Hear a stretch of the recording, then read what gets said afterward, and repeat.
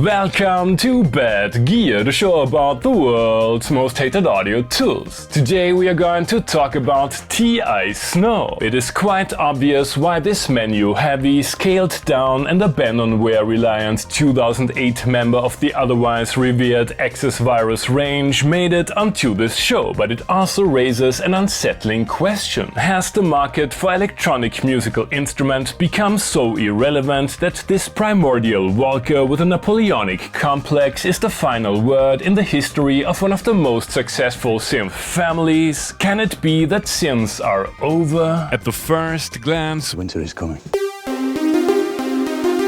While its powerful siblings tend to be littered with front panel controls, you will not only have to make do with a limited amount of knobs, but also have the DSP power of standard TIs, resulting in simplified 4-voice multitimbrality and a lower polyphony count, which is still impressive by today's standards.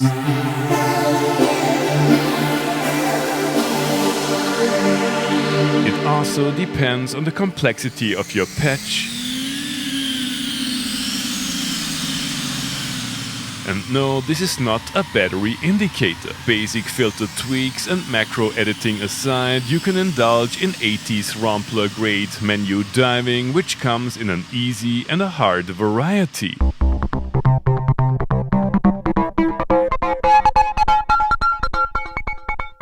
The latter lets you access the synth engine in its entirety, a privilege otherwise reserved for the eponymous Total Integration. This feature lets you, well, totally integrate the synth in your DAW with a dedicated plugin via USB and takes care of patch recall, editing, MIDI and audio communication. If you find a way to run this ancient software artifact on your contemporary computer. I didn't, but creating patches on the Oscillators 56300 emulator worked great, while at the same time making the hardware somewhat obsolete.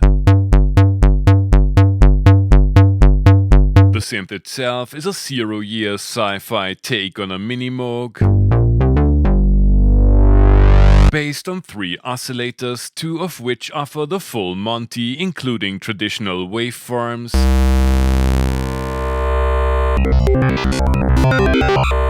super duper hypersaws, wavetables, can be duplicated and phase shifted for PWM-like effects,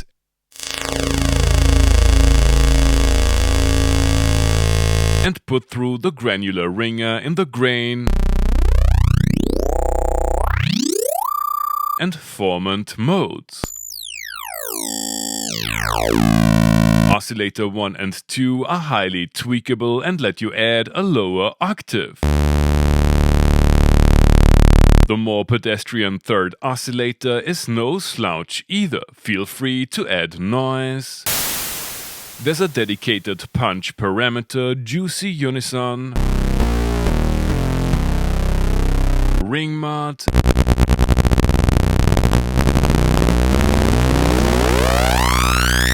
and pre-filter saturation. As we are talking about filters, there are 2 of them boasting noble 90s rave goodness, Moog-ish flavors, and even more saturation with yet another filter stage, Filterception. The envelopes are more powerful than they seem, and I like the versatile LFOs buried in the mod section.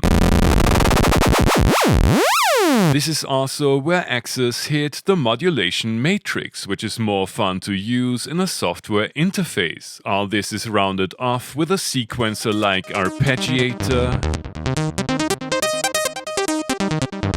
and a roided up FX section offering specialized post-processing and distortion, modulation FX, a freaking filter bank, 3-band EQ, delay, and the reverb will drastically reduce polyphony. Seemingly endless banks of presets oscillate between keyboardist staples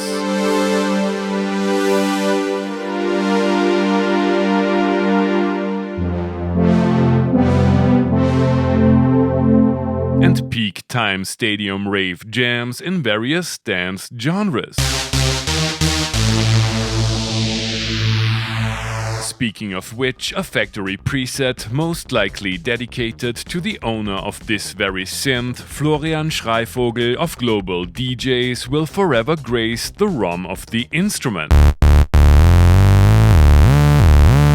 Thanks for another synth from the collection. Connectivity is minimalist and prices for a standard TI Snow are somewhat reasonable. Access viruses are legendary, even when they come in this glorified USB dongle form. Is the synth market so messed up that it is no longer economically feasible to sell a classic?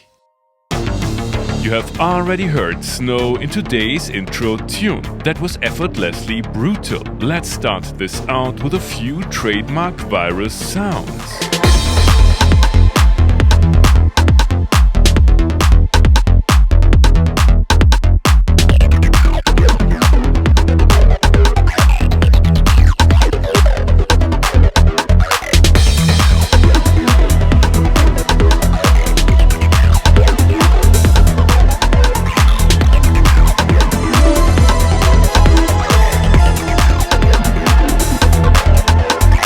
That was almost too easy. Digital basses, squelchy filter acrobatics and icy pads. It's all there. The multi-timbrality turns it into a great sparring partner for the digitakt. I wanna know if we can squeeze some more traditional sounds from the Hades that is the instrument menu structure.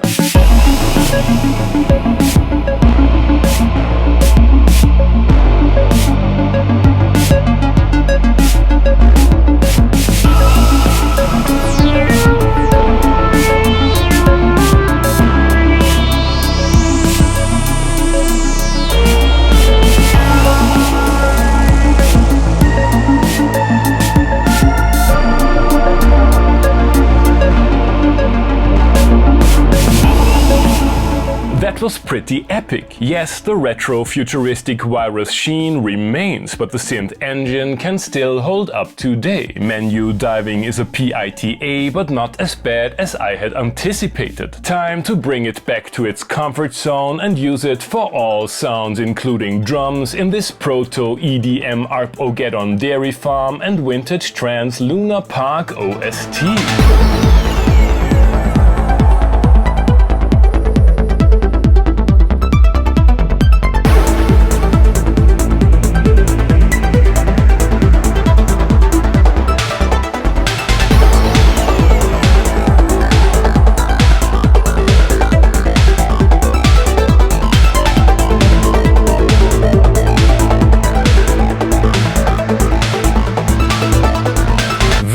Given the mediocrity of many modern synths, playing a virus feels like a breath of fresh air, even in this stripped down and semi-obsolete form. Easy to understand yet powerful engine, countless great presets and sound aesthetics that throw a bridge between versatility and unmistakable character. That being said, the total integration-based workflow aged exceptionally poorly, and in light of the easily accessible DSP emulators, a live setup might be the only meaningful application. Circling back to the dystopian premise of this episode, yes, the mere fact that the creator of one of the most iconic synth ranges of all time quite obviously doesn't see a future in instruments like these is a clear indicator that the world of synths is in a deep crisis. But hey, since Roland has started making analog stuff again, there is still hope. Thanks for watching and see you next time.